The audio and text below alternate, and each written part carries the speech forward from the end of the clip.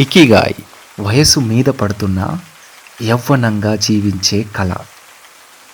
ఈ పుస్తకం hectare Gracia, Francis మిరాల్ అనే ఇద్దరి రచయితల ద్వారా ప్రపంచానికి అందించబడింది. ఈ పుస్తకాన్ని నేను మొట్టమొదటిసారిగా యూట్యూబ్లో పూరి కనెక్ట్స్ అనే ఛానల్లో నా ఫేవరెట్ డైరెక్టర్ పూరి జగన్నాథ్ గారి ద్వారా వినడం జరిగింది. ఆయన వారి యూట్యూబ్ ఛానల్లో ఎంతో అద్భుతంగా ఈ ఇకిగాయ్ అనే పదాన్ని గురించి, జపాన్ దేశస్థులు దీర్ఘాయుష్యులతో చిరాయువులుగా ఉండడానికి వెనకాల ఉన్న రహస్యం గురించి, ప్రపంచ దేశాల్లో సాంకేతిక పరంగా, టెక్నాలజీ పరంగా అనేక రంగాలలో అగ్రగామి దేశాలకు ధీటుగా నిలిచిన జపాన్ దేశం గురించి వారు ఎంతో అద్భుతంగా వివరించారు. పూరి గారు వివరించిన తీరు నా మనస్సును ఆకట్టుకుంది. ఆ తదుపరి క్షణం నుంచే ఈ ఇకిగాయ్ పుస్తకం చదవాలనే ఆసక్తి పెరగడం మొదలైంది. ఆ తర్వాత కొద్ది రోజులకి ఈ పుస్తకం నా చేతుల్లోకి నా మిత్రుడు వెంకట్ గారి ద్వారా వచ్చింది. సో ఈ పుస్తకాన్ని చదవడం మొదలెట్టిన తర్వాత జీవితం పట్ల నాకున్న దృక్పథాన్ని, నా ధోరణిని ఈ పుస్తకం ఎంతో ప్రభావితం చేసింది అని నేను చెప్పగలను. మరి ఈ జపాన్ దేశం గురించి తెలుసుకునే ప్రయత్నం చేస్తే, జపాన్ దేశం అనేక చిన్న చిన్న ద్వీపాల సముదాయం.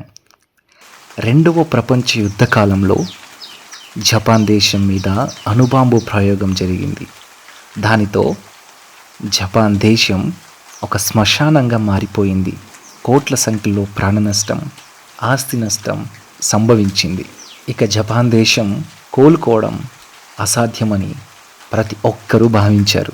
మరి ఈనాడు మనం గమనిస్తే టెక్నాలజీ రంగంలో, విద్యారంగంలో, సాంకేతిక రంగంలో, ఆర్థికపరమైన విషయాల దృష్ట్యా చూసిన ప్రపంచ దేశాలలో 3వ స్థానంలో నిలిచి ప్రపంచ దేశాలనే ఆశ్చర్యానికి గురి చేస్తుంది ఈ జపాన్ దేశం. మరి జపాన్ ఈనాడు సక్సెస్ఫుల్ దేశంగా నిలదొక్కుకోవడానికి మూల కారణం వీరి క్రమశిక్షణతో కూడిన జీవన విధానమే ముఖ్య కారణమని చెప్పవచ్చు. ఈ విషయాలన్నిటినీ వింటుంటే ఎంత అద్భుతంగా ఉందో కదా. అంతేకాదు, ఈనాడు ప్రపంచ ఆయు ప్రమాణాలను గమనిస్తే ప్రపంచంలోనే అత్యధికంగా 100 సంవత్సరాలకు పైబడి జీవిస్తున్న వారి సంఖ్య కూడా జపాన్ దేశంలోనే ఎక్కువగా ఉంది. అయితే 100 సంవత్సరాలకు పైబడి జీవిస్తున్న వారి సంఖ్య జపాన్ దేశంలోనే ఒకినావా ద్వీపంలోని ఒమిగి అనే గ్రామంలో చాలా ఎక్కువగా ఉంది. ఈ గ్రామాన్ని చిరాయు గ్రామం అని కూడా పిలుస్తారు. వీరు చిరాయువులుగా ఉండడానికి ముఖ్య కారణాలను గమనిస్తే, వీరు తీసుకునే ఆహారం, వీరి ఆహారపు అలవాట్లు అన్ని వేళలా మితంగానే ఉంటుంది. 80% పొట్ట నిండగానే ఆహారం తినడం ఆపేస్తారు. వీరు తీసుకునే ఆహారంలో సికువాస అనే పండు ఎక్కువగా ఉపయోగిస్తారు. దీనిలో ఎక్కువ మోతాదులో యాంటీ ఆక్సిడెంట్లు ఉన్న కారణంగా వీరు ఆరోగ్యంగా ఉండడంలో ప్రధానమైన పాత్రను పోషిస్తుంది అంటారు.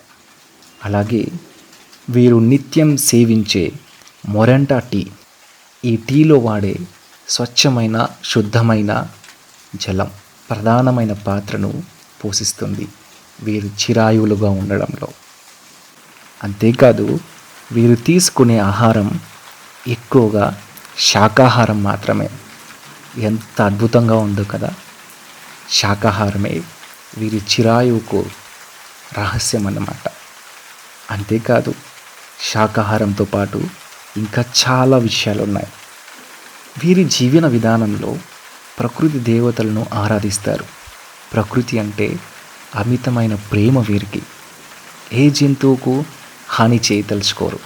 ప్రకృతిని, చెట్లను, జంతువులను అమితంగా ప్రేమిస్తారు, ఆదరిస్తారు. వీరి వ్యవహారక తీరు ఎలా ఉంటుందంటే, నమ్మశక్యం కాని ప్రేమాధారణతో, స్నేహతత్వంతో ప్రతి వ్యక్తితోనూ వ్యవహరిస్తారు. ఎంత బాగుంది కదా.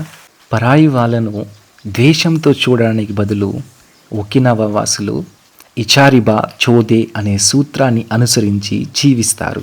ఇది ఇక్కడి స్థానిక వ్యవహారిక పదం. దీని అర్థం అంతకుముందు ఎదుటివారు తెలియకపోయినా ఎరుగకపోయినా వారిని సోదర భావంతో ఆదరించు అని దీని అర్థం. జపనీయులు చిన్నతనం నుంచే టీం వర్క్ని అభ్యాసం చేస్తారు. వారంతా ఒకరికొకరు సహాయపడడానికి అలవాటు పడిపోయారు. సహాయము, సేవ అనేది వీరి జీవిత సూత్రాల్లో ప్రధానం, కీలకం కూడా. అంతేకాదు వీరు ఎక్కువగా స్నేహితులను ఎంచుకుంటారు. తగినంతగా విశ్రాంతి తీసుకుంటారు. క్రమం తప్పకుండా తేలికైన వ్యాయామం చేస్తారు. జిమ్ములకి లాంటివి వెళ్ళరు. చాలా తేలికైన వ్యాయామం చేస్తారు వీరంతా. అలాగే పుట్టినరోజుల్ని అత్యంత ఆనందంగా సెలబ్రేట్ చేసుకుంటారు. ఎలా జీవిస్తారంటే ప్రతి క్షణం కూడా ఒక కొత్త పండగలాగా, కొత్త రోజులాగా జీవిస్తారు. అలాగే వీరందరికీ వారి వారి జీవితంలో ఈ యొక్క ఆహారపు అలవాట్లు, ఆచారాలు, పద్ధతులు అన్నిటితో పాటు వీరు ప్రధానంగా వారి ఇకిగాని వారు ఫాలో అవుతారు. వారి ఇకిగాయ్ ఏంటంటే రీజన్ ఫర్ బీయింగ్ అంటారు. ఇకిగాయ్ అంటే రీజన్ ఫర్ బీయింగ్. తినడం, పడుకోవడం, సంసారం చేయడం వీటన్నిటితో పాటు వారికి మనసుకు అత్యంత ఉల్లాసాన్ని ఇచ్చి వారిని చురుకగా ఉంచే పనుల్ని వారు ఎంచుకొని ఆ పనిలో అనునిత్యం దానిని జీవిత కాలం పాటు ఆ పనిని కొనసాగిస్తారు. అదే వాళ్ళకు రీజన్ ఫర్ బీయింగ్. వాళ్ళ జీవిత మనుగడకి ముఖ్య కారణంగా వాళ్ళు గుర్తిస్తారు. సరైన జీవితపు అలవాట్లు, పద్ధతులు, ఆచారాలు, వ్యవహారిక శైలి, దానితో పాటు జీవిత లక్ష్యం వీళ్ళకి స్పష్టంగా తెలుసు. అందుకే జపాన్ దేశంలోని ఓమిగామి అనే ద్వీపంలోని ఈ ప్రజలు ఎక్కువగా జీవించడానికి, అంటే 100% పైగా జీవించే వారి సంఖ్య చాలా ఎక్కువగా ఉంటుంది. 80, 90, 100 సంవత్సరాలు దాటినా కూడా వీరి వ్యవహారిక శైలిలో, ఆరోగ్యంలో ఎలాంటి మార్పులు రావు. చురుకుగా, యవ్వనంగా వాళ్ళు కనిపిస్తారు. చాలా అద్భుతంగా ఉంది కదా. తరువాయి భాగంలో వీరి జీవిత అలవాట్లని, వీరి పద్ధతుల్ని చిరాయులుగా ఉండడంలో ఇవి ఎంత అద్భుతమైన పాత్రను పోషించాయో ముందు ముందు తెలుసుకునే ప్రయత్నం చేద్దాం. సెలవు.